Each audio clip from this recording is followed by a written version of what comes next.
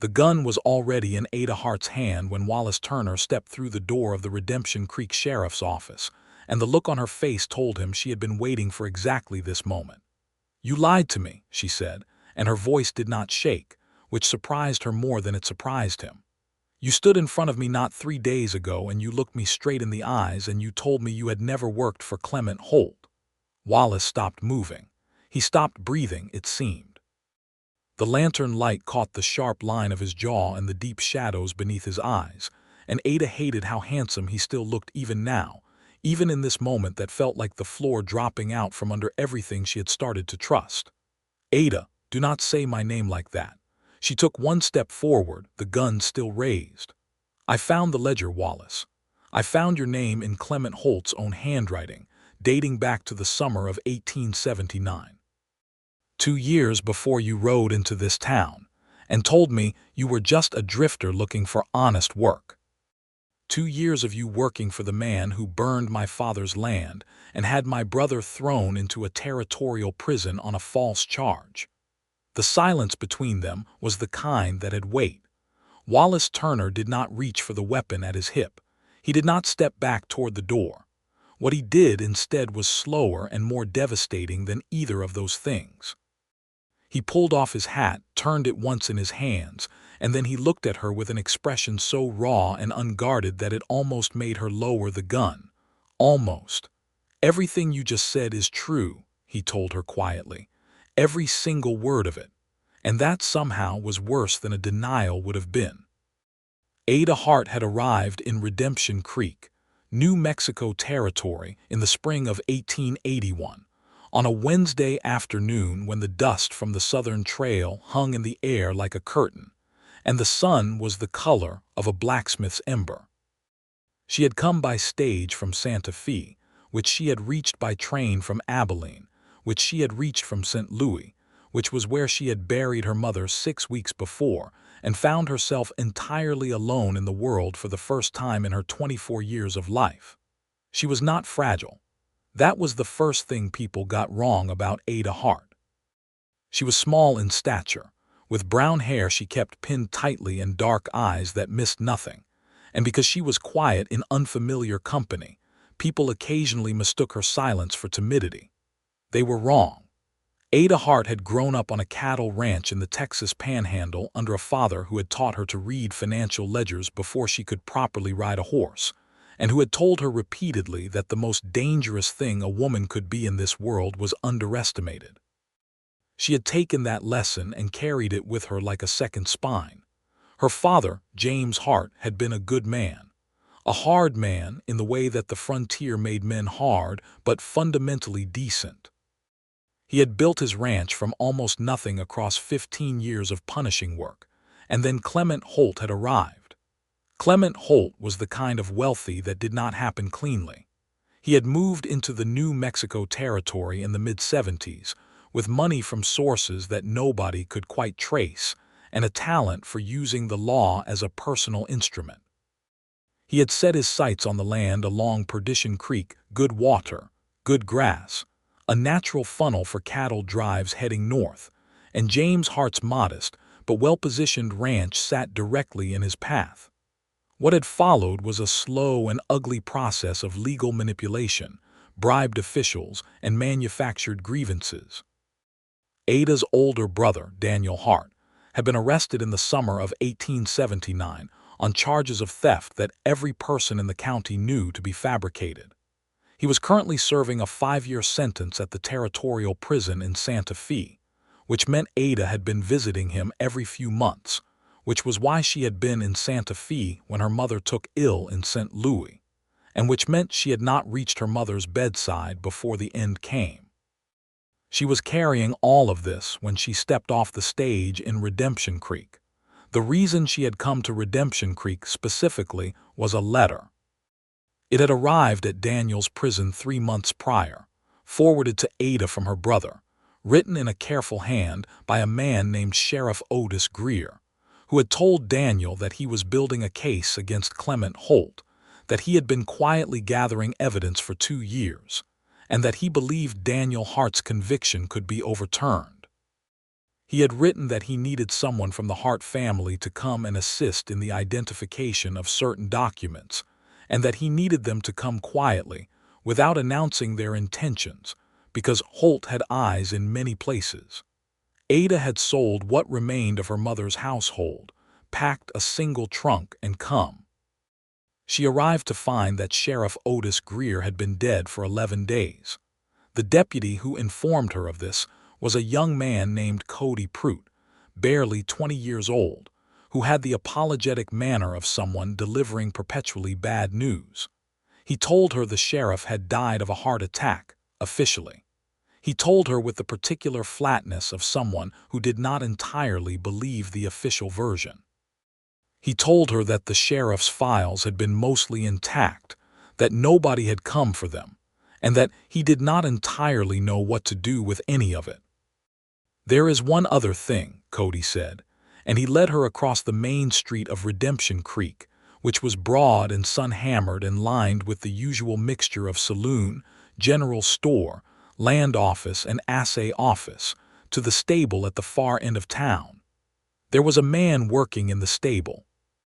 He was perhaps 28 or 29, tall and lean, with the kind of build that came from actual labor rather than performance of it, with dark hair and the easy, unhurried movements of someone who was never quite where you expected him to be and never quite not where you needed him.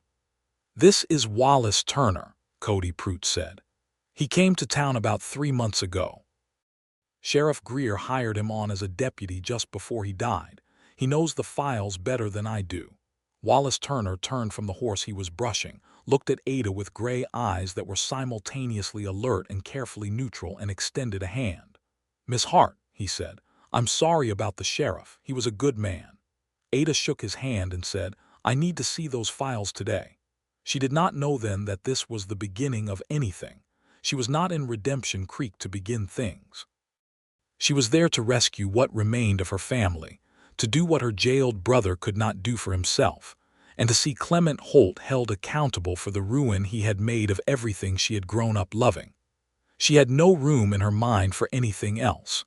But Redemption Creek was a small town, and Ada had nowhere else to go, and Wallace Turner was, as it turned out, the person who knew the files.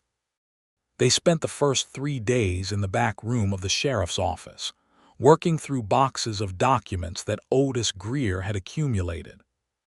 Ada had her father's head for records, and she moved through the papers with a systematic efficiency that she could see Wallace watching with something between surprise and respect.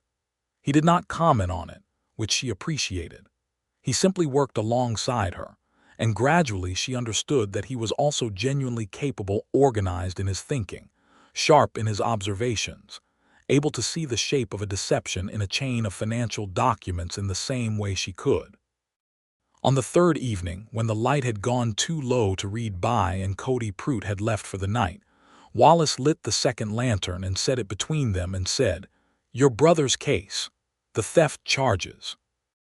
I think I can see the mechanism, but I need you to explain the original land boundaries to me, because I think that's where the manipulation started." Ada looked at him across the table piled with papers, and she told him about the land. She told him about her father. She told him more than she had intended to, because he listened in the way that some people listened, fully, without waiting for his turn to speak, with the kind of attention that made you feel your words had somewhere real to go. When she finished, he was quiet for a moment. Then he said, "We are going to fix this. Not I think we might be able to, not there is a possibility, just we are going to fix this." Ada had not let herself hope for that level of certainty since the whole nightmare had begun. She felt something shift in her chest that she did not have a name for, and she attributed it to the relief of having a capable ally. That was, in retrospect, a significant misattribution. The town of Redemption Creek in the spring and summer of 1881 was a place in the complicated state that many small western towns occupied during that era, neither entirely lawless nor entirely governed, balanced on the edge between the rough frontier order of the previous 2 decades and the creeping reach of territorial law that was slowly, unevenly extending into places it had not previously gone. The railroad had reached 30 miles north, which had brought money and also brought the kind of men that money attracted, not all of them honest. Clement Holt had positioned himself perfectly in this landscape. He owned the largest ranch in the county, had interests in the land office and the bank, and had a relationship with the territorial judge that was described by the people who knew about it as an arrangement, and by people who knew more as a corruption. He was 61 years old, and he operated with the particular confidence of a man who had never meaningfully been held accountable for anything. His ranch foreman was a man named Silas Vane, who was 37, and who carried out the less visible parts of Holt's business with a professional discretion that Ada found, when she eventually understood the full scope of it, genuinely frightening. Silas Vane was not a loud or dramatic villain. He was methodical. He was the kind of dangerous that looked like nothing at all until it was too late. Ada encountered him for the first time at the general store 2 weeks after her arrival. He was polite. He asked how she was settling in. He mentioned, apparently casually, that Mr. Holt was always interested in acquiring land from families who might find themselves in difficult circumstances, and that he would be happy to facilitate an introduction if she was ever interested in discussing her family's remaining holdings. Ada smiled and said she would keep that in mind, and when she walked out of the store, the anger in her chest was so hot and pure that she had to stand in the alley beside the building for a full minute before she trusted herself to move through the street without it showing on her face. She told Wallace about it that evening. He was not surprised. He was not even particularly alarmed. What he said was, "He's testing. He wants to know if you're here to fight or to fold. The fact that he approached you this early means he already knows you're not just passing through. He knows who I am. Holt knows everything that happens in this county, Ada." He paused. It was the first time he had used her first name without the formal prefix. Neither of them acknowledged it. "We need to move faster on the documents. We need to get what we have to someone outside the territory, somewhere Holt can't reach." "How?" "There's a federal land commissioner named Garrett Atlas who has been investigating irregularities in territorial land grants for about 18 months. He's honest, which makes him unusual. He has an office in Denver. If we can get the right documents to him with a sworn account, the Hart case becomes part of a federal investigation rather than a territorial one, which puts it entirely outside the jurisdiction of Holt's judge." Ada stared at him. "How do you know about a federal land commissioner in Denver?" It was a sharp, specific piece of knowledge for a man who had been in town 3 months. She saw something move across his face, quick, controlled, but there. "Greer told me," he said. "Before he died." She believed him. She should have pressed harder on the question, but she believed him, and she turned her attention back to the documents, and the moment passed. That was, she would later understand, the first thread she should have pulled. But the days were long and the work was consuming, and somewhere in the middle of it all, Ada Hart was making a mistake that had nothing to do with documents or evidence or legal strategy. She was letting herself know Wallace Turner. It happened in the way that things happened when two people were working closely in a small space toward a shared goal, gradually, and then suddenly. She learned that he took his coffee black, and that he always refolded documents carefully after reading them rather than leaving them open. She learned that he was from Missouri originally, a place he mentioned rarely and without apparent nostalgia. She learned that he had a dry, understated sense of humor that emerged only when they had been working for several hours, and the formality between them had worn thin, and that when something struck him as genuinely funny, his whole face changed in a way that was startling and unexpectedly open. She learned that he watched over her without making a performance of it, that he always positioned himself between her and the door when they were in the sheriff's office at night, that he appeared at the edge of whatever situation, required his presence without ever making her feel surveilled or managed. She learned more slowly that he was someone who had built very careful walls around the interior of himself, and that she could see the walls without being able to see what they were protecting. This, she told herself, was professional curiosity. He was her ally in a dangerous situation. Understanding him was practical. This was a lie she told herself for approximately 6 weeks before it became unsustainable. The moment that made it unsustainable was a Tuesday evening in late June, when a thunderstorm had rolled in from the mountains and trapped them both in the sheriff's office because Ada's boarding house was 3 blocks away, and the rain was genuinely torrential. They had pushed the documents to one side and Cody Pruitt had gone home before the worst of it hit. It was just Ada and Wallace and the sound of the storm against the roof and the single lantern burning between them. They talked, not about the case. They talked about other things, moving through them the way people did when the conversation was really about something else entirely, about books they had read, about what the territory looked like in different seasons, about what Ada remembered of her father's ranch before everything went wrong. At some point she told him about a particular evening from her childhood, a memory of sitting on the porch with her father watching a lightning storm over the flat panhandle land, the lightning so far away you could count 10 or 12 seconds before the thunder reached you, and her father saying that distance was just time you hadn't traveled yet. Wallace was quiet for a moment after she said this. Then he said, "That is either very hopeful or very sad, depending on what you're waiting for." Ada looked at him. "Which is it for you?" He looked back at her, and the expression on his face was the most unguarded she had ever seen it, open in a way that seemed involuntary, as though the question had caught him before he could arrange himself properly. "I have not decided yet," he said, and then, more quietly, almost to himself, "but I am starting to think it matters which one it is." Ada was 24 years old, and she had not been a naive woman even before the last 2 years had stripped away whatever illusions she might have maintained. She recognized what was happening between them. She recognized it the way you recognized a fire that was not yet large, by its heat, by the way your attention kept returning to it, by the way you found yourself calculating the distance between yourself and it without quite deciding whether you were moving toward it or away. She was afraid of it. She was afraid for reasons that were entirely reasonable. She was in a dangerous situation. She needed to think clearly. She could not afford the distraction of feeling something this particular for this specific man when there was so much at stake and so little margin for error. She was also afraid for a reason she did not quite let herself name, which was that she had spent the last 2 years discovering exactly how much could be taken from you, and the idea of having something to lose again was genuinely terrifying. She did not say any of this.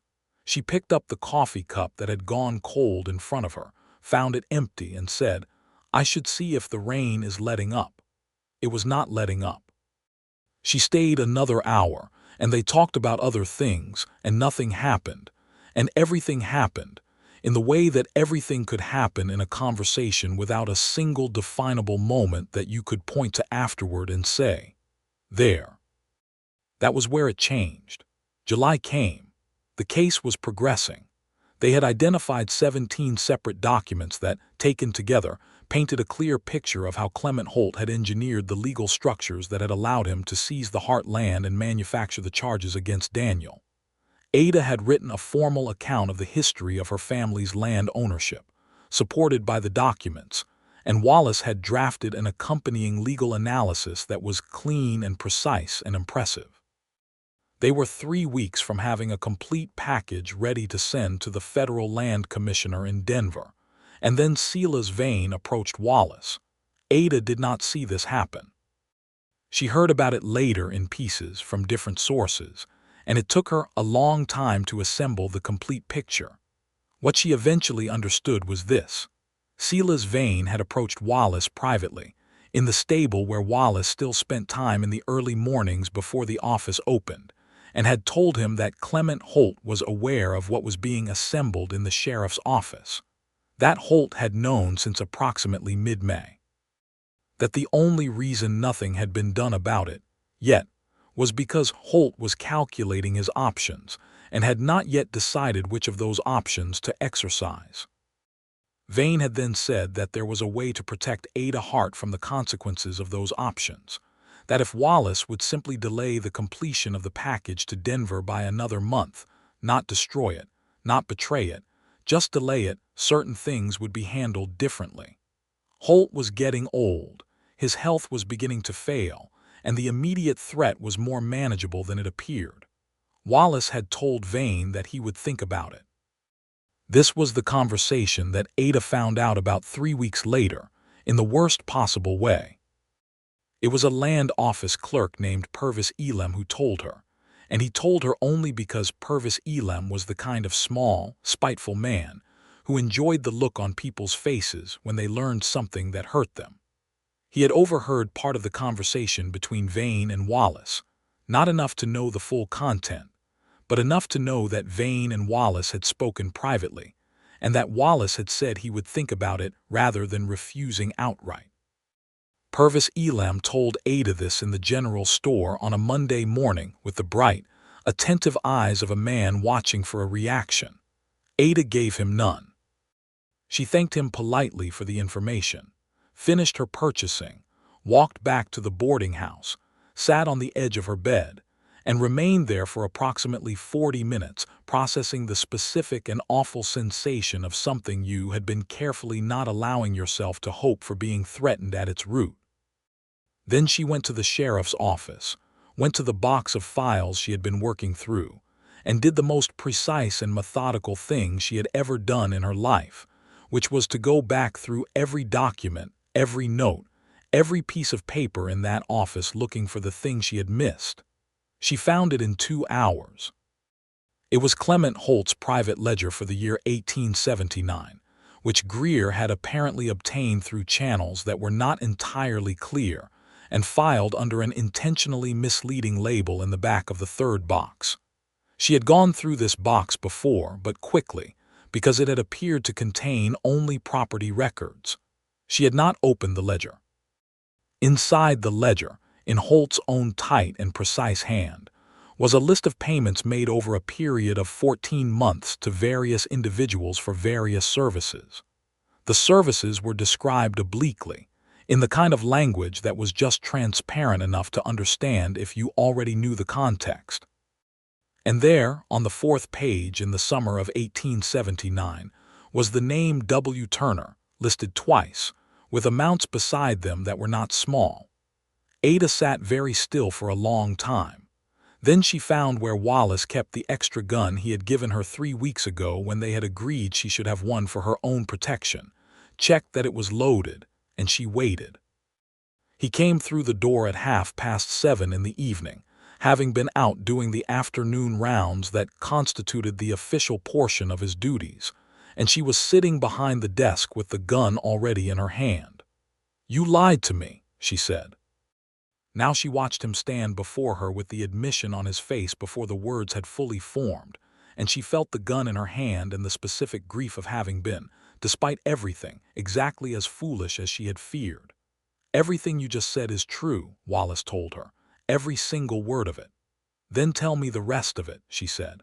"All of it, right now, because I will find it all eventually with or without you, and if you make me find it myself you will never speak to me again."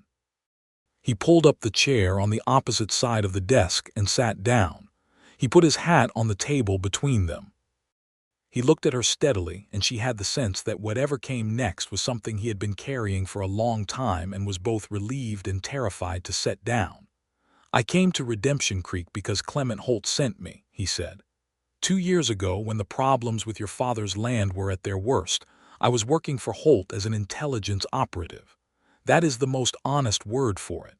I was not a gun hand. I was not an enforcer. I found information. I identified vulnerabilities. I helped him understand the people he was dealing with so that he could deal with them more effectively. The payments in the ledger were for that. For what I did to help him understand and manipulate your father's situation." Ada did not move. Her face felt like it had been made of something harder than she had thought. "Go on," she said. "After your brother was arrested, I quit. I want to be completely honest with you about this too, which is that I did not quit because of any sudden moral clarity. I quit because I had been working on the edges of legitimate and illegitimate for long enough that the arrest of a man I had never met, on charges that I knew to be false, on the basis of information that I had helped Holt assemble, finally crossed a line that I had apparently been preserving without fully knowing it. I spent the next 18 months doing nothing useful with that knowledge, which is the part of this I am least proud of. What changed? I heard that Greer was building a case. I had information about how Holt operated that Greer did not have and could not get through normal channels. I came here and offered it. Greer was a pragmatic man. He took what I knew, swore me in as a deputy, and we started building the case together. I knew who I had been. I knew that my name was in Holt's ledger. I intended to tell you all of this before the package went to Denver. You intended, Ada repeated. Yes. And the conversation with Sela's vein. Something moved across his face that was not quite pain but was adjacent to it. He knew I had worked for Holt. He was offering me a way out, or what he was representing as a way out. I told him I would think about it because I needed to understand what he was actually offering and whether it constituted a threat to you or just to the case. I spent the following week trying to determine whether Holt's knowledge of our work meant you were in immediate danger. And I believe you are, he said quietly. Which is why I had already decided before you raised that gun to tell you everything and to ask you to trust me to finish what we started, knowing exactly who I am. Ada looked at him for a long time. The gun was still in her hand, but she had not raised it since he sat down. The lantern between them made his face both familiar and strange, the face she had been looking at for 3 months, which was apparently also the face of someone who had, at least indirectly, contributed to her family's ruin. I need to think, she said. Yes. You need to leave this office right now. Yes. He stood, picked up his hat. At the door he stopped. Ada, whatever you decide. Whatever you think of me after tonight. The work we've done on this case is real, and the case is solid, and it will hold up. I need you to know that none of it was a manipulation. She said nothing. He left. Ada sat in the empty office for 2 hours. She put the gun down after the first 10 minutes because she was tired of holding it. She thought about her father, who had trusted the wrong people and lost everything. She thought about her brother in a cell in Santa Fe. She thought about Clement Holt and Sela's vein, and the terrible, grinding machinery of what money and power could do to ordinary people who simply wanted to live their lives on their own land. And then she thought about Wallace Turner with painful honesty, which was, what she had come to know of him over 3 months was not a performance. She had watched enough performances in her life to know the difference. Whatever he had been 2 years ago, the man she had worked beside every day, who had listened to her, who had built something real with her across hundreds of hours of shared labor toward a goal that genuinely mattered, that was not manufactured. Neither of those things canceled the other out. She could hold both of them at the same time, and she was not sure what that meant. What she did know was that the case mattered more than her feelings about any of this, and that the case required a decision. She found Cody Pruitt at the saloon, which he visited on Monday evenings with a regularity that was almost touching in its innocence. She asked him to come with her to the sheriff's office. She sent a message to Wallace through the boy who ran errands for the boarding house. She sat them both down and she said, "We are going to have a direct and completely honest conversation about where we stand and what happens next, and then we are going to decide as a group what to do." Wallace came into the office without his hat, and with the expression of a man who has made peace with a difficult outcome. Cody came in behind him with the expression of a man who understood that he had walked into something significant without yet knowing what it was. Ada explained everything to Cody, Wallace's history with Holt, the payments in the ledger, the conversation with Vane, all of it. Cody was 20 years old and had the honest, unstrategic face of someone who had not yet learned to disguise his reactions. He looked at Wallace with something that was not quite accusation and not quite confusion. Wallace met his eyes. "Everything she said is accurate. I am not going to explain it away." Cody thought for a moment with the visible effort of someone doing real thinking. Then he said, "Can you finish the case?" "Yes." "Then finish it." He looked at Ada. "I don't know everything about everything, but I know what we've been building in those files is real, and I know that Miss Hart has been putting herself in danger every day she's been in this town, and I think we need to see it through." Ada nodded slowly. She looked at Wallace. She said, "You work for me now. Not for Greer, not for some abstract justice. For me, for my brother, for my family. That is the foundation of anything going forward. Is that understood?" "Completely," he said. "Then we finish this." The remaining 3 weeks were the most intense of Ada's time in Redemption Creek, and they were intense in ways that went well beyond the case itself. Because something had shifted in the aftermath of the confrontation, something that was paradoxically the opposite of what Ada would have predicted. The exposure of Wallace's hidden past had not destroyed the thing between them so much as it had changed its nature, stripped away the careful middle distance they had both been maintaining, and replaced it with something more honest and therefore more frightening. She knew who he was now, all of it, not the edited version, and she was still here, and so was he. They were careful with each other in a new way, not the wariness of the first weeks, but something more deliberate and more tender, as though they had both recognized something fragile that existed between them and were choosing, consciously, to be careful with it. He apologized to her. Not once, in a single formal statement, but in the way that real apologies worked, gradually, specifically, in small moments spread over days. He apologized for the exact things he had done and their exact consequences, without minimizing them or asking for absolution. He did not tell her what to feel about it. He simply put it in front of her, accurately and without decoration, and left it there. She did not forgive him cleanly or quickly, because she was not that kind of woman, and because the things he had done were not the kind of things that deserved clean forgiveness. What she did was something more complicated and ultimately more real. She held the full picture of him, the parts that had failed and the parts that were trying not to fail, and she let both be true simultaneously. And she found, as the days passed, that her anger was transmuting into something else. Not disappearing. Transmuting. Becoming part of the larger, more complicated structure of how she understood him, in the way that scar tissue became part of what it was healing. The work pushed them into proximity every day. They were eating their midday meals together at the small table in the back of the sheriff's office because they could not afford to waste the time walking to the eating house and back. They were reviewing documents together in the evenings. One afternoon, reaching across each other to compare 2 pages from different boxes, their hands collided in the mess of papers, and neither of them moved immediately. Ada looked up. Wallace was very close. His gray eyes were on her with the careful, full-attention quality that she had come to understand was not restraint, but its opposite, the effort of a man applying discipline to something that wanted to be otherwise. "Ada," he said, and the way he said her name was not any of the ways he had said it before. It was quiet and specific, and it meant something beyond the name itself. "We have 47 documents left to catalog," she said. "Yes," he said. He moved his hand away. "Yes, we do." But later, as she was leaving for the boarding house, he held the door open for her and said, as she passed, "I am glad you stayed." She stopped on the step. The evening air was warm and smelled of the desert that surrounded the town on 3 sides, that particular dry sweetness of sage and dust and distance. The sky was doing something spectacular with the last of the light, the way it did in the southwest at the turn of day, painting everything in colors that seemed to exist nowhere else.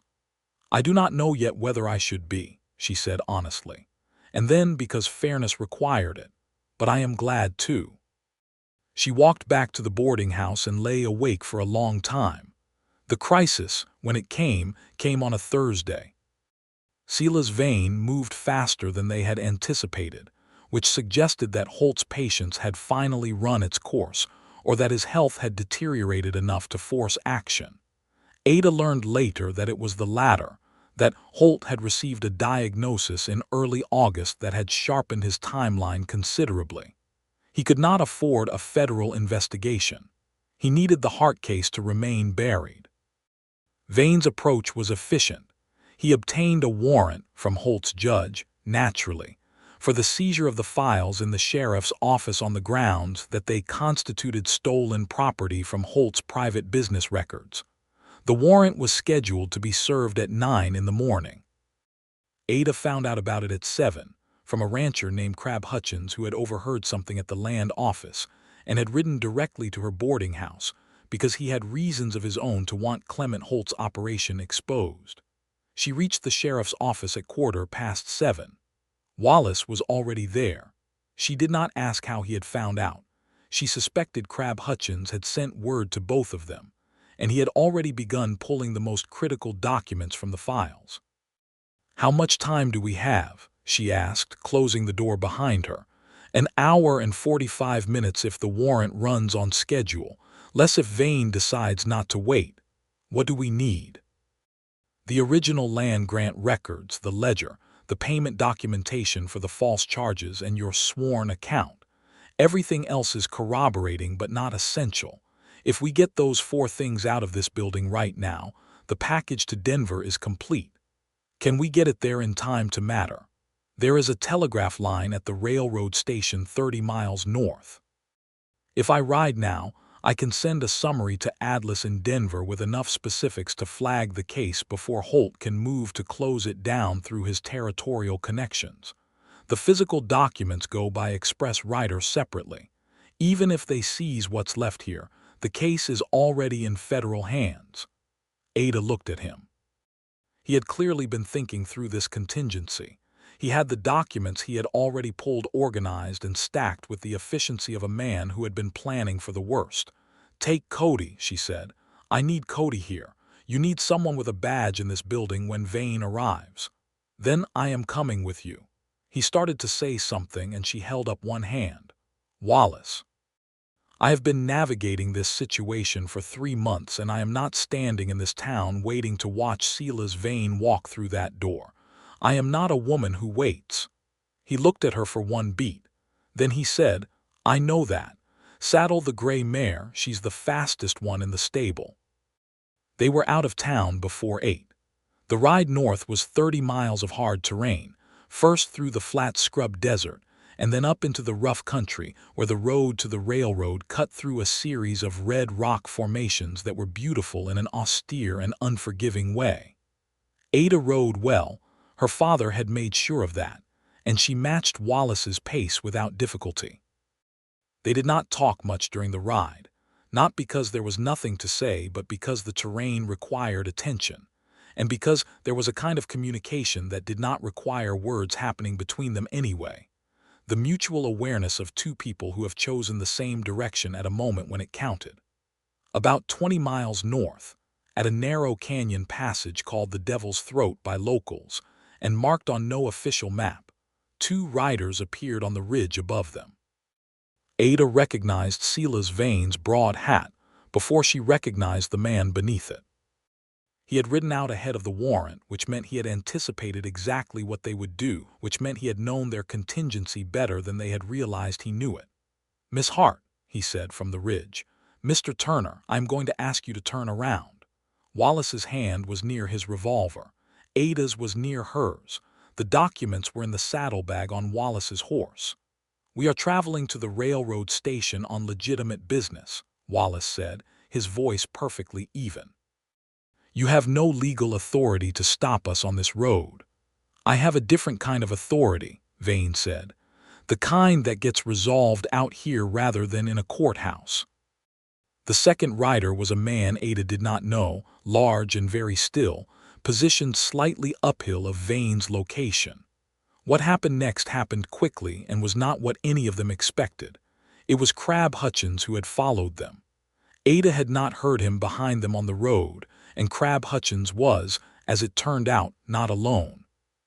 He had brought 2 other ranchers who had their own grievances against Clement Holt, men named Taft and Barenbaum, who had been waiting for the right moment for 3 years, and had apparently decided this was it.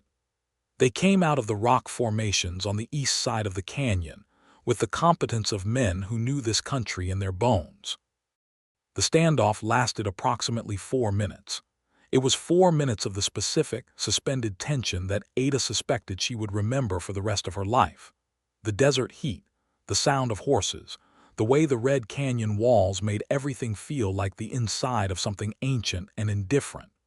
Vane made a calculation. He looked at Wallace, at Ada, at Hutchins and his 2 ranchers, and he made the calculation that a rational man makes when the numbers have shifted against him. He backed his horse up the ridge and did not fire a single shot.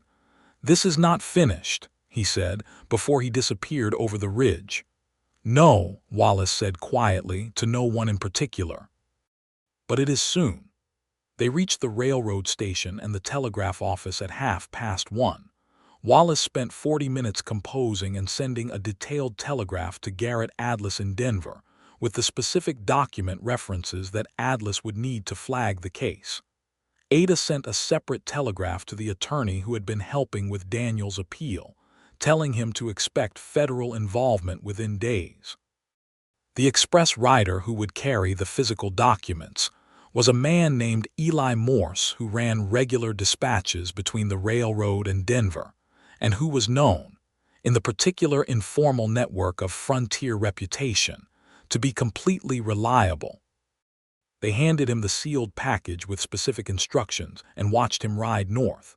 When the rider had disappeared from sight, Ada stood in the dust outside the telegraph office and felt the particular sensation of having pushed something irreversible into motion. The case was no longer theirs alone. It was moving now, in the hands of systems larger than 2 people in a back office in a small New Mexico town. For the first time in 3 months, she could not entirely control what happened next. Wallace came to stand beside her, not close, a respectful distance, but beside her. "It is done," he said. "It is sent," she said. "It is not done yet." "No, but the hard part of it is done." She turned to look at him.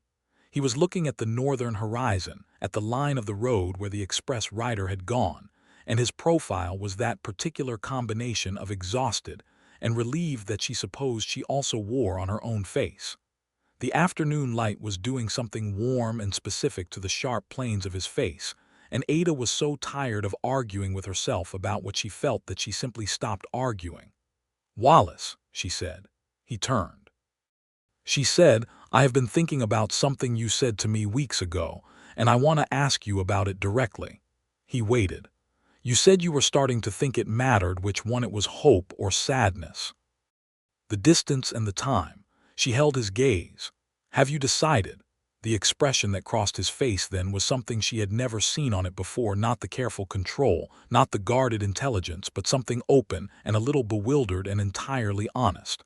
"I do not know what this is," he said quietly, "but I am not ready to call it nothing." Ada Hart had spent the last 3 months being practical and afraid, and carrying more weight than any one person should carry alone. She had been betrayed, and she had survived it, and she had kept working. She had been afraid of her own feelings, and she had kept working through that too. And she was so tired of working at the thing she felt for this man, so tired of maintaining the careful structure of her own restraint, that she simply let it down. "Neither am I," she said. The space between them was the width of a decision, and she crossed it first, which was entirely in keeping with her character. She put her hand against his chest, feeling the solid reality of him, the heartbeat, the warmth through the fabric of his shirt, and he put his hand over hers, and they stood like that in the dust outside a telegraph office 30 miles north of Redemption Creek in the summer of 1881. And it was not a grand moment, but it was a real one, and Ada thought that real was worth more than grand. He bent his head toward her. She met him halfway. It was not a long kiss. It was the kind of first kiss that knew exactly what it was, a beginning, a declared intention, a door being opened rather than a room being finished. When they separated, he kept her hand in his. "I have a great deal more to answer for," he said. "I am aware of that." "Yes," she said, "you do," and she held onto his hand. They rode back to Redemption Creek in the late afternoon and arrived as the sun was turning the dust of the main street to copper. Cody Prout met them at the stable with the expression of someone who had had a complicated day and was relieved to see them both intact. "Vane came back," he said, "with the warrant. I let them into the office, and I let them take what they found, which was not the important things. And then I asked Vane if he had ridden out north before coming back here, and the look on his face was worth the previous 3 months of my life." Wallace laughed, which was a rare enough sound that Cody looked startled and then pleased. Ada found herself smiling, and the smile felt genuine in a way that not many expressions had in recent months. "Good," Wallace said. "Let him wonder." The federal response, when it came faster than Ada had dared to hope. Garrett Atlas had been waiting for exactly the kind of documented, specific case that Ada and Wallace had built, and the timing of it connected to 3 other investigations that his office had been running concurrently. Within 2 weeks of the telegraph, a federal marshal named Hayes arrived in Redemption Creek with papers that represented a level of legal authority that Clement Holt's territorial judge could not touch. Holt's land office connections were frozen pending investigation. The warrant that Vane had served was voided. Silas Vane, faced with the specific documentation of his own activities in the files, made the pragmatic decision to cooperate with the federal investigation in exchange for a reduced accounting of his own crimes. This was not justice in its most satisfying form, but it was a useful form. Vane knew where every body was buried, both literally and metaphorically, and his cooperation opened every part of Holt's operation to examination. Daniel Hart's conviction was formally reviewed by a federal-appointed commissioner in October of 1881. The review took 11 days and resulted in a full exoneration. Ada was present at the territorial prison in Santa Fe when her brother walked out through the gate into the morning light, and she was not entirely in control of herself in that moment, which she would later admit to Wallace as one of the very few times in recent memory that she had lost her composure completely. Daniel Hart was 27 years old, and he had been in prison for 2 years, and he emerged from it thinner and harder than he had gone in, with a wariness in his eyes that Ada thought might take a long time to fade.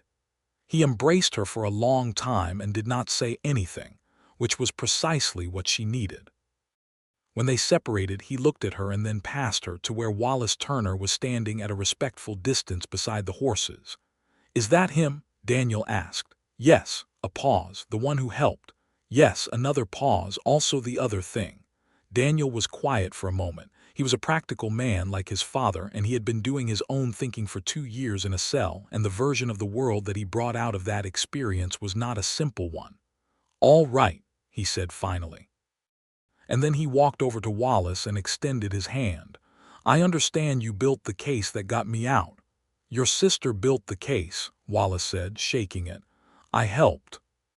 Daniel looked at him steadily. "Then we'll see." It was, Ada thought, the most honest and fair response available, and she loved her brother for it. The winter of 1881 moved into the territory with the particular quality of high desert cold, sharp and dry and brilliantly clear, the mountains north of Redemption Creek turning white against the blue sky. Ada had remained in town. The Hart family land, which had been placed under review as part of the federal investigation, was now in the process of being formally returned to the Hart estate, and there were decisions to be made about what to do with it. Daniel had come to Redemption Creek after his release because Ada was there, and because the land question required both of them. Ada and Wallace had been navigating the space between what they had acknowledged that afternoon outside the telegraph office and what they did not yet know how to name. It was a careful space, and they moved through it with the particular consciousness of 2 people who understood that what was growing between them was real, and therefore worth not rushing. He brought her things he found interesting. A book from the assay office owner, who had a small collection of unusual titles about surveying techniques in the Southwest, because she had mentioned once that she wanted to understand the land grant boundaries better. dried flowers from the desert that he had pressed into a piece of paper with the same methodical care he brought to everything. A hat, when hers was destroyed in a rainstorm, chosen with a specificity that told her he had looked at her carefully when she was not paying attention. She brought him things too. She was not demonstrative in the public performances of affection that she had seen other women perform, and always found faintly theatrical. What she gave him was more specific. She listened to the things he said with the particular quality of attention she brought to everything that mattered, and when he was working on something difficult she appeared at his side with the coffee she had learned to make the way he liked it. And once, when she could see that he was somewhere dark and private in his own thinking, she simply sat down beside him and remained there without asking what he was carrying, and after a while he had started talking on his own. What he was carrying, she came to understand, was the specific weight of having chosen wrongly and then having chosen correctly, and the uncertainty of whether the second choice fully compensated for the first. It was the kind of moral accounting that did not close cleanly, and she did not pretend to him that it did. She said, "You are not the person you were in 1879. And when he started to minimize this, she said, "I am not giving you absolution. I am stating a fact that I have observed with my own eyes. You are allowed to acknowledge a fact." Daniel watched all of this with the characteristic quiet attention of someone who had spent 2 years with nothing to do but think. And at the end of November, after a dinner at the eating house where the four of them, Ada, Daniel, Wallace, Cody, had spent 3 hours talking, he pulled Wallace aside on the street outside and had a conversation that Ada was not party to and that neither man ever fully reported to her. What she saw was that when Daniel came back in, he looked at her with a slight shift in expression that meant he had changed his position on something, and he said simply, "He'll do." Ada raised her eyebrows. "I'm not saying I'm uncomplicated about it," Daniel said. "But he'll do, and more importantly, you look like yourself again, Ada. You've been looking like yourself for the past few months." "I always look like myself," she said. "You know what I mean." She did know what he meant. December brought the official resolution of the land case. The Hart family land, 140 acres of good grazing land in the Perdition Creek Valley, along with the water rights that had made it valuable in the first place, was formally restored to Daniel Hart as heir to James Hart's estate. Clement Holt's operation was dismantled in a process that was messy and incomplete in the way that accountability for powerful men usually was, but substantial. Holt himself, in failing health throughout the proceedings, died in January of 1882 before a full criminal accounting could be made, which Ada felt a complicated and honest grief about, not for the man, but for the specific justice that his death prevented. Silas Vane was tried on reduced charges and sentenced to 3 years. The territorial judge who had been part of the arrangement was removed from his position by the federal authority and faced professional consequences that, while not criminal, ended his career in the territory. It was not perfect. Ada had spent enough time with her father's sense of justice to know what perfect would have looked like, and this was not it. But Daniel was free. The land was restored. The mechanism that had been used against her family was exposed and dismantled. The people who had been part of it had faced varying degrees of consequence. This was, she told herself, what justice looked like in the real world, imperfect and partial and real. She allowed herself to count it. On a clear evening in early January of 1882, Wallace Turner knocked on the door of Ada's boarding house room. This was not unusual. He had come to the boarding house many times to discuss the case at various stages. What was unusual was that the case was essentially resolved, and he had nothing in his hands except his hat, which he was turning in the way she had learned meant he was working up to something. She let him in and left the door open in the way that propriety required, and she stood at the window looking at him with her arms crossed, not because she was closed to what he might say, but because it gave her somewhere to put her hands. He said, "I have been trying to find the right words for something for a considerable period of time, and I have concluded that there are no right words, and I am going to say it in the words I have." "All right," she said. "I am in love with you," he said. "I have been in love with you for a while. I am not saying this to apply pressure or to claim anything. I am saying it because I think you should know, and because I am someone who has not always been honest, and I am trying to be honest now. I am in love with you, and I do not expect you to know yet what you want to do with that, and I am not going anywhere regardless." Ada looked at him for a moment.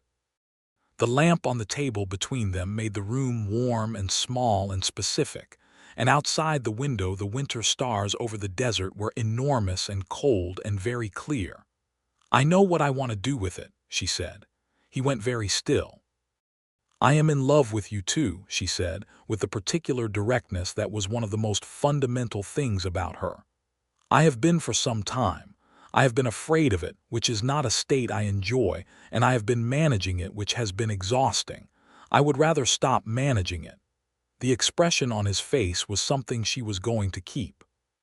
It was the look of a man who had not quite believed, despite everything, that this was going to be the outcome, and who was now receiving evidence that it was, and was not yet sure what to do with the evidence.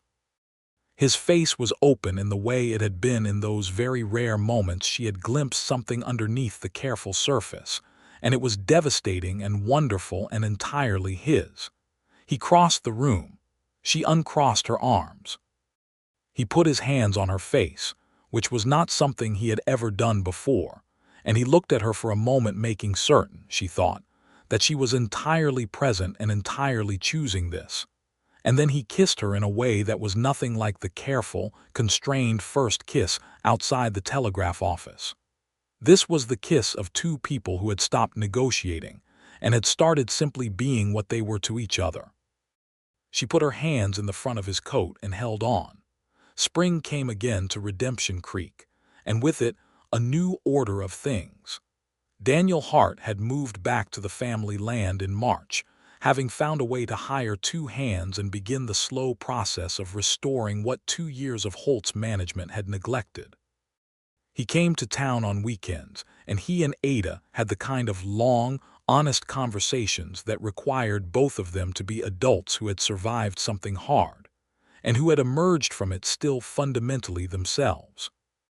Wallace had applied for and been formally appointed as sheriff of Redemption Creek, following a county process in February, which meant he was no longer a deputy by appointment but an elected officer, and which pleased him in a way that he mostly did not show but occasionally let Ada see. Cody Pruitt was still his deputy, still had the perpetually apologetic manner that Ada had come to find genuinely endearing, and was developing into an able and honest law officer under Wallace's direction. Ada had been offered a position by Garrett Adlis's office in Denver, specifically as a consultant on land dispute documentation, which was an unusual offer for a woman in 1882, and one that she suspected Adlis had made because he was the kind of pragmatist who cared about results rather than convention. She had written back thanking him and asking for time to consider it. She and Wallace had talked about it on an evening in March, sitting on the step of the sheriff's office in the mild spring air that smelled of the desert coming back to life. "What do you want?" he had asked. "Not what do you think you should do or what would be practical. What do you want?" "I want to stay in the territory," she said. "I am not sure yet whether I want to stay in this specific town or what shape I want the staying to take. I want to be able to do work that matters. She paused. "I want not to be afraid of what I want." He was quiet for a moment. Then he said, "Ada, would you marry me?" She turned to look at him. He was looking at the street, not at her, which she suspected was a form of self-protection, asking the question without being able to see the answer forming on her face before she gave it. "Is that a question?" she said, "or a statement?" He turned to look at her then, and there was something in his eyes that was humor and nerves and love in a combination that was entirely his. "It is a question, entirely and completely a question." Ada thought about everything that had happened in the past year, about who she had been when she stepped off that stage, and who she was now, and what the difference was. She thought about this man, not the easy version of him, but the complete version, the parts that had failed, and the parts that were trying, and the parts that were simply, fundamentally good. She thought about what it was to know someone that completely and to be known the same way. Yes, she said. They were married in Redemption Creek in May of 1882, at the church at the end of the main street, on a morning when the desert was doing something magnificent with the light. Daniel gave Ada away with the expression of a man who was genuinely happy and would not quite allow himself to be demonstrative about it, which was so like their father that Ada had to look away for a moment. Cody Prout stood up with Wallace. The minister was a young man named Reverend Alcott, who had arrived in Redemption Creek 6 months prior, and who conducted the ceremony with a seriousness that Ada appreciated. When the ceremony reached the part where Wallace was supposed to repeat the vows, he did so carefully and precisely, in the manner she had come to know well, giving each word its full weight, not rushing past the meaning to the comfort of the completed sentence. When he reached to love and to cherish, he paused for a fraction of a second, looking directly at her, and the pause meant something that the words alone could not contain. Ada made her own vows in the clear, direct voice that had always been hers, and she meant every syllable. After the ceremony, at the dinner that the townspeople contributed to, with the generous communal spirit that small frontier communities often produced in moments of celebration, Crab Hutchins made a toast that was long and only intermittently coherent, but was genuinely warm, and the ranchers Taft and Barenbaum were there with their families. And it was the kind of evening that Ada filed away in the place where she kept things she wanted to be able to return to. She danced with her husband in the open space in front of the eating house in the warm May evening, and he was not naturally a dancer, and he was honest about this in a way that made her laugh, which was worth the dancing itself. "I should tell you something," he said, as they moved somewhat approximately to the music the three-man group at the corner was producing. "Now," she said. "It is not alarming," he said. "I should have said it earlier. I wanted to wait until I was certain." He held her gaze. "Garrett Adlis's offer, the consulting position. I spoke with him separately when he came through in February. I asked whether the position could be based in the territory rather than Denver. He said that given the amount of land dispute work remaining in New Mexico after the Holt investigation, there was a genuine case for a territory-based position." Ada was quiet for a moment, processing this. "You talked to Adlis about my career. I told him I was acquainted with your work and asked whether the position had geographic flexibility. I did not presume to tell you what to decide. I wanted you to have better information than you had. You should have told me you did that." "Yes, that's what I am telling you." She looked at him, this man she had just married, this complicated, careful, genuinely trying man. She thought about the first time she had seen him in the stable, with the easy, unhurried movements and the gray eyes that had been simultaneously alert and carefully neutral, and about how much she knew now that she had not known then, and how much of what she knew she was glad to know. "Thank you," she said. He exhaled slightly, which told her he had not been entirely certain of the reception. "The position," she said. "I am going to accept it, on the territory-based terms."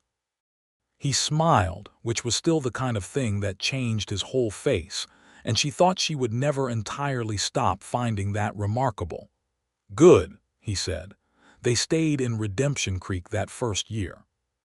Ada took up the consulting work with Adlis's office, which turned out to be exactly the kind of work that suited her: documenting, investigating, building the evidential frameworks that allowed land rights cases to be properly adjudicated.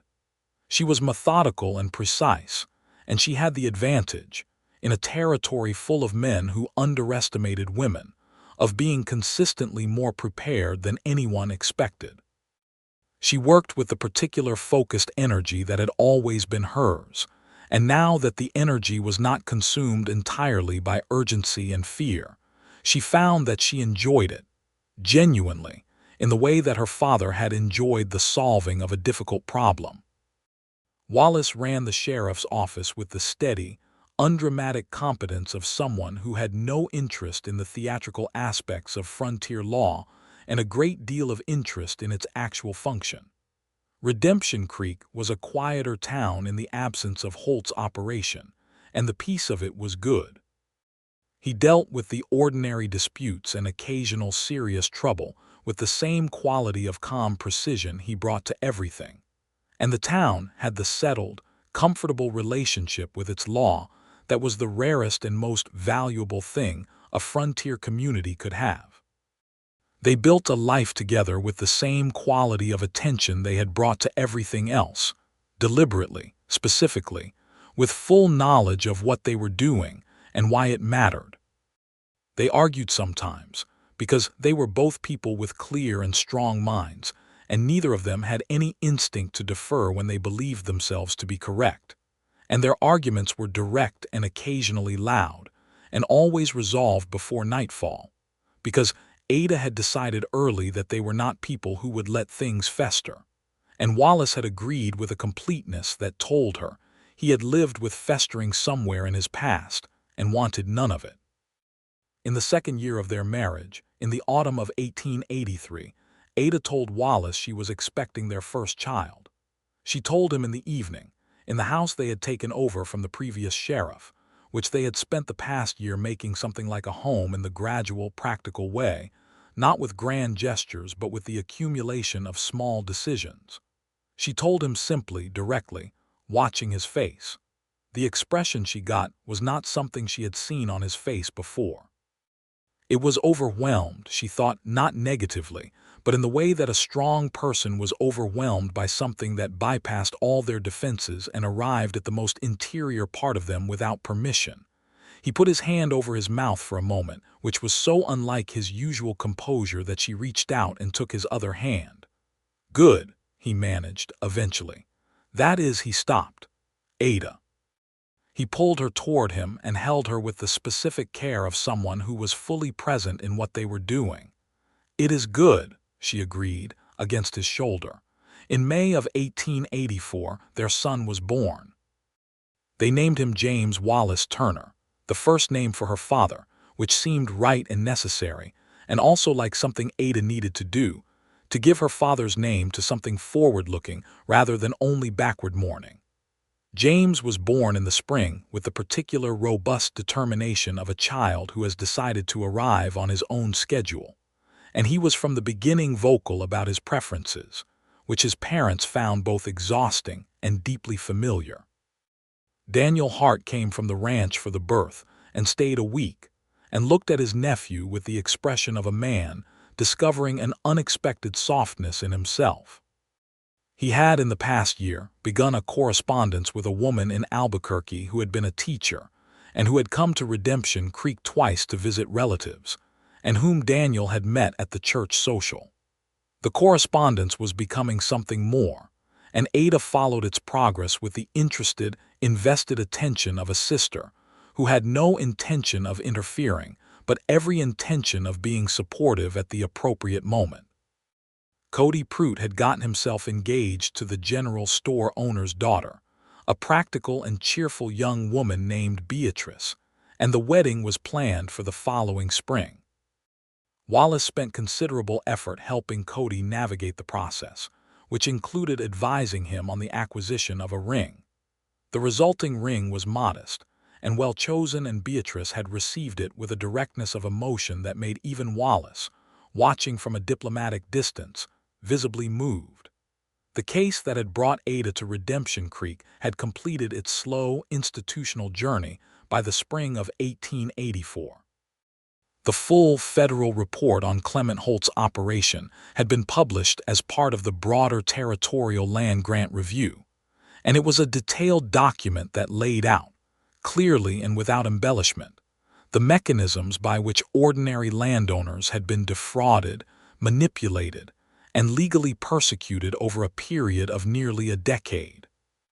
The Hart family case was specifically cited, and Daniel's name appeared in the report with the words "wrongfully convicted" in the kind of plain official language that carried its own particular weight.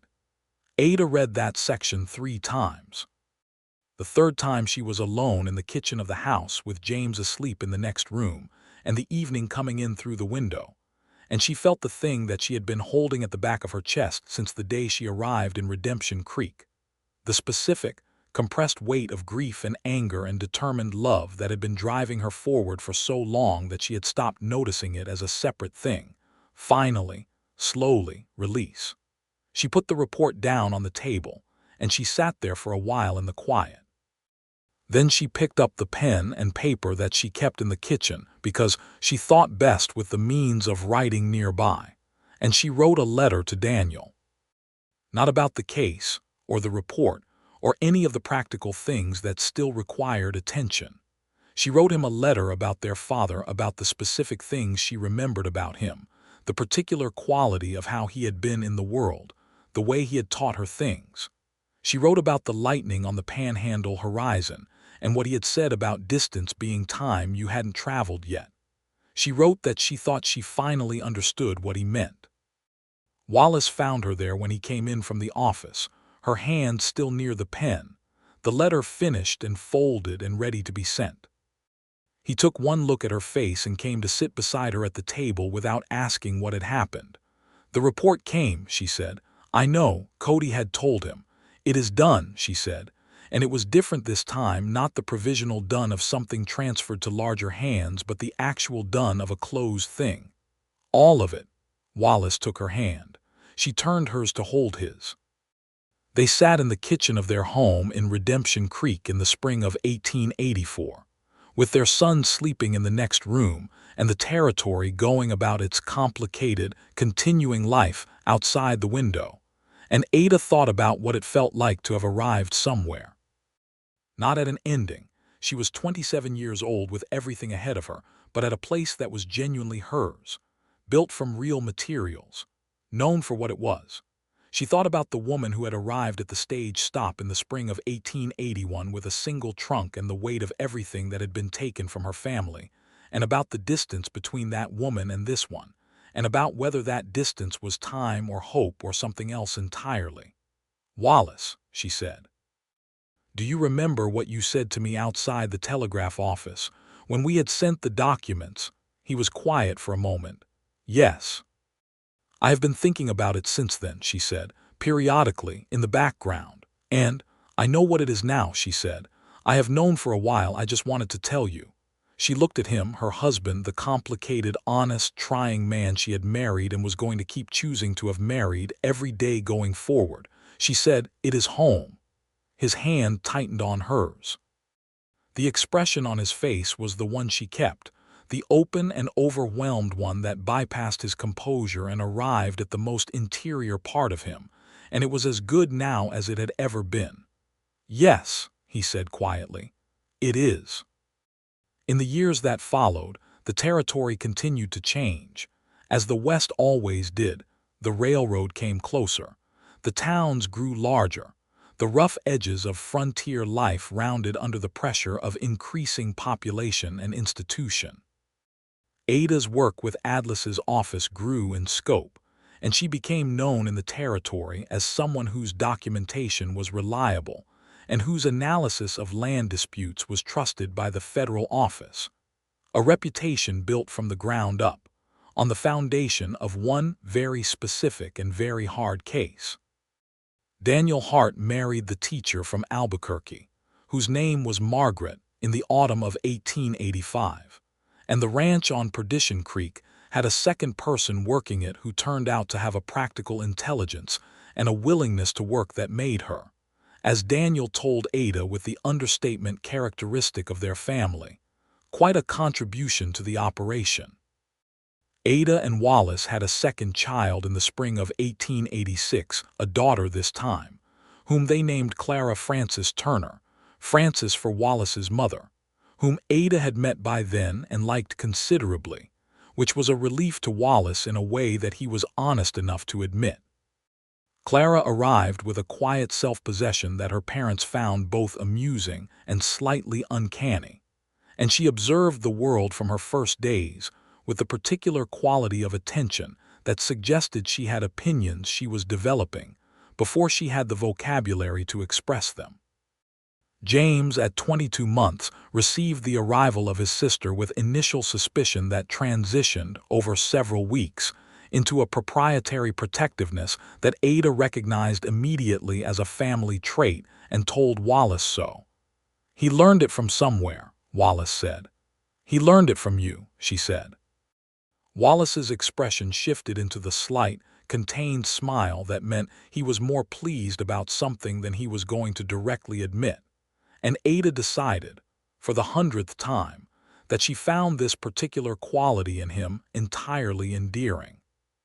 Cody Prout and Beatrice had their first child in the same year, a boy named Otis, after the sheriff, which made both Ada and Wallace quietly emotional in a way that they expressed by being very normal about it, and presenting the Prouts with a quilt that Ada had made over the course of 3 months with the same systematic precision she brought to everything, which was the most practical form of love she knew how to offer. Life in Redemption Creek settled into the rhythm that good lives settled into, not without difficulty, not without the ordinary frictions and griefs and surprises that constituted actual existence, but with the solid, real quality of something built on honest materials. Ada and Wallace had learned, in the work of building their life together, to navigate the ways in which they were different from each other without pretending the differences weren't there.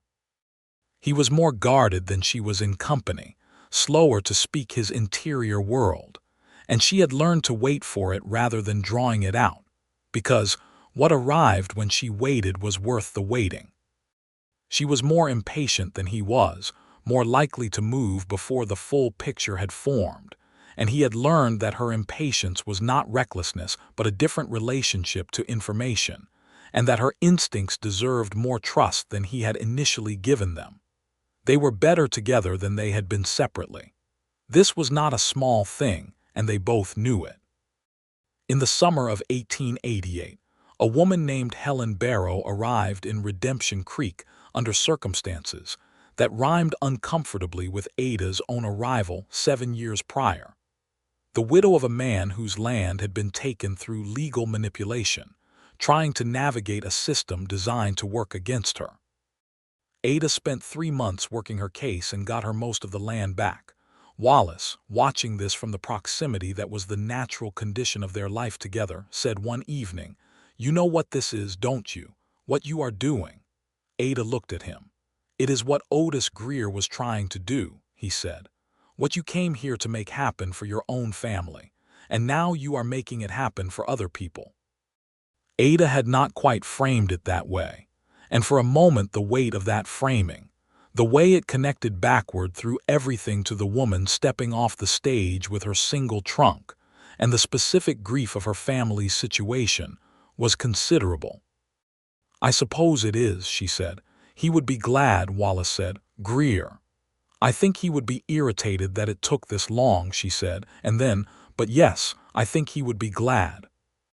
She put down the document she had been reviewing, and she looked at her husband across the table they had shared for 6 years, in the house that was genuinely theirs, in the life that was genuinely theirs, and she thought about all the distances that had been traveled to arrive at this ordinary, specific, irreplaceable evening, and she thought that her father had been right.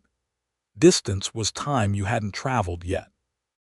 And she had traveled it, and this was where she had arrived, and it was exactly, in all the ways that mattered, where she was supposed to be. "Wallace," she said.